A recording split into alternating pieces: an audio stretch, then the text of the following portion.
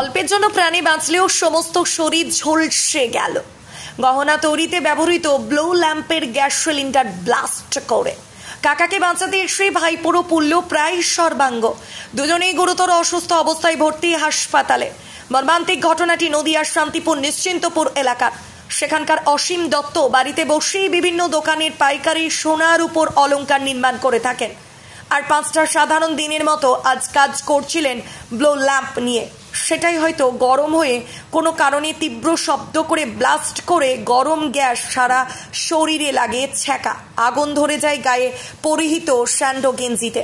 পাশের ঘর থেকে ছুটে আসে ভাইপো দীপন।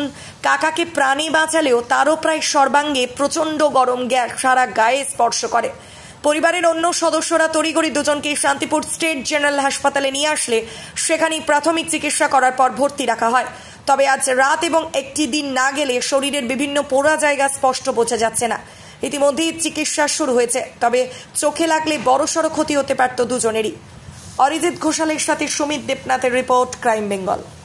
করছিলেন তো ওদের নিজেদের সোনার কাজ, তো ওই ঝাল দেয় যে গালাটাকে ঝাল দিয়ে নরম করে, সেটা আর কি আপনার দিতে গিয়ে সেটা আগুন মানে ব্লাস্ট করে।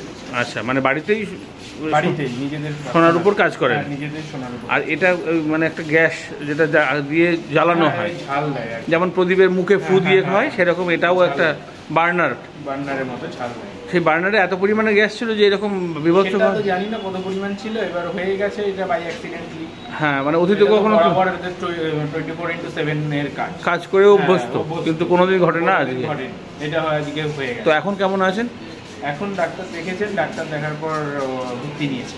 আচ্ছা, মলম টলম লাগিয়ে দিয়েছেন। সেক্ষেত্রে জামা কাপড়ে আগুন ধরে যাওয়া বা কিছু নাকি? না, এগুলো কিছু ধরেনি, জামা কাপড়ে আগুন টাগুন ধরে যায়নি। হ্যাঁ, ছিটকে এসছে তাই জ্বালা করছে, ওই গ্যাসটা আর কি লেগে জ্বলছে। দুজনেই ভর্তি হয়েছেন? দুজনেই ভর্তি হয়েছে। আচ্ছা, কি নাম? অসীম দত্ত আর হচ্ছে দীপন দত্ত। দীপন দত্ত ওনার ভাইপো, আর অসীম দত্ত হচ্ছে আপনার নাম? আমার নাম সুদীপ্ত ঘোষ। এই আগুনটা ধরে গেছে দিয়ে তখন কাকা ওই চট চাপা দিচ্ছিল, এবার আমিও তখন গেছি দিয়ে জল ঢালছিলাম ওখানটায়, দিয়ে সঙ্গে সঙ্গে ব্লাস্ট করেছে। আর শব্দটা কীরকম হয়েছে? বেশ জোরে? যেরকম খুব জোরে নয়, মানে হয়েছে, মানে মোটামুটি আশেপাশের লোকজন একটু শুনতে পেয়েছে। ওটা ওই ব্লু ল্যাম্প টাইপের বিষয়, যেটা দিয়ে গালাটা গলে, মানে হিট দেয় আর কি। সিলিন্ডারটা ছোট সিলিন্ডার।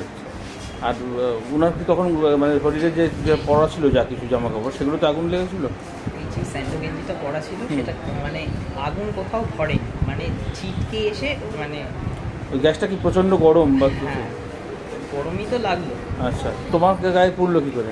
সেম ওই যে ছিটকে এসছে, ছিটকে এসে মানে কাকার যেরকম চুল পুড়ে গেছে, মুখ পুড়ে গেছে, আমার সেরকম এই সাইডের দম পায়ের দম সব পুড়ে গেছে। এখন কি জ্বালা করছে এরকম? জ্বালা তো করবে। কি নাম তোমার? দীপন। তোমাদের বাড়িতেই ঘটনা?